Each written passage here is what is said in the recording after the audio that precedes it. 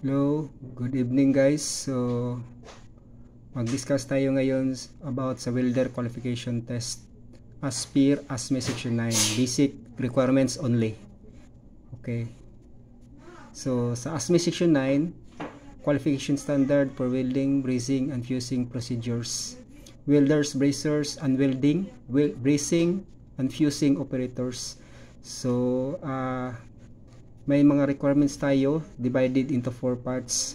Merong QG, merong QW, QB, QF.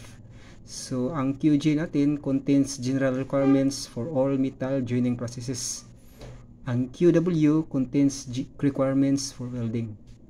QB contains requirements for bracing. QF contains requirements for plastic fusing. Part QW is requirements for welding. Article 1, welding general requirements from QW 100 to QW 190. Article 2, welding procedure qualification, QW 200 to QW 290. Article 3, welding performance qualification, QW 300 to QW 390. Article 4, welding data, QW 400, QW 470. Article 5, Standard Welding Procedure Specifications, QW 500 to QW 540. Okay. This is good.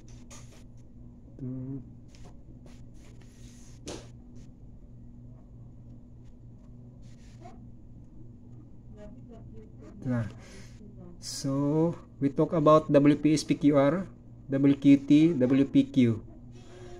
So, ang WPS, ang meaning na WPS is Welding Procedure Specification. WPS is a written document providing direction to the person applying the material joining process for making sound and quality production welds. WPS addresses the conditions including ranges, if any, under which material joining processes must be performed. These conditions are referred to as ASME Section 9 as variables. So, ang WPS guys is ito yung dokumento na guide sa mga welder. So, ang WPS may mga variables. So, mayroong essential variables, supplementary essential variables, non-essential variables. So, ito yung mga variables we talk later on. That one. So, welder and welding operators. So, a welder is one who performs a manual or semi-automatic welding operation. This includes welding with torch gun, so electrode holder held and manipulated by hand, part motion devices, and manually controlled filler metal feeders may be used. A welder would commonly perform shielded metal arc, gas metal arc, and flux cord arc welding. So, ibig sabihin, ang welder, ang hawak niya is manual feeder or manual torch gun. Ito yung nagpe-perform ng para mo joining ang base metals. So, ang welding operator, a welding operator is one who operates adaptive control, automatic, mechanized, or robotic welding equipment. Most submerged arc welding setups will fit into automatic mechanized category. So, tinatawag siya welding operator kasi mostly ang definite sa welding operator is yung mga automatic machino. So, kaya ginawa ng welding operator. So, may welder, may welding operator din. So, sa PQR, ang meaning sa PQR is Procedure Qualification Records. So, as a minimum, the PQR shall document the essential procedure qualification test variables applied during welding of the test joint and results of the required test.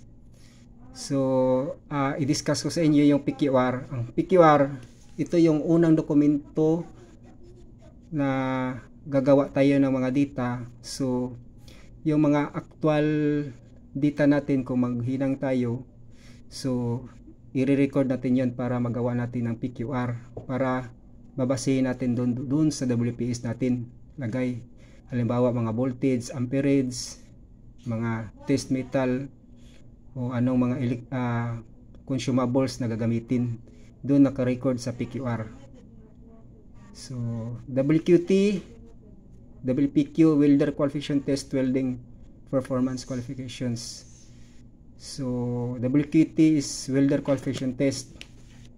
The performance qualification tests are intended to determine the ability of welders, of welding operators to make sound welds. So each organization shall qualify each welder or welding operator for each welding process.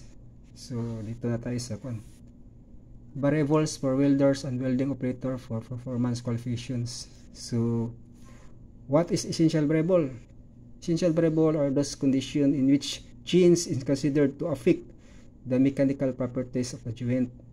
So ang essential variable daw sa mga WPS o sa operator o sa welders, ang essential variable niya is yun daw yung maka-affecto sa mechanical properties sa joint. So sa mechanical properties sa joint, so ibig sabihin may mechanical properties sa mga hinihinang natin, yung mga steel pipe. So magkakaroon na yan ng component ng mechanical properties. So may affecto siya.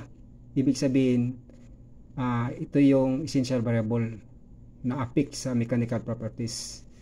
Ito yung ibig sabihin ng essential variable. So welding variables for welders, welding variables for welding operators, essential variables for WQT, WPQ. So ito yung mga essential variables. Take note guys. Welding joint. So ito paragraph, variable, ito yung table sa mga essential variable sa mga welders. So pipe diameter, P number, Q double for base metal, joints, base metal. Ito yun, no? Joints, base metal.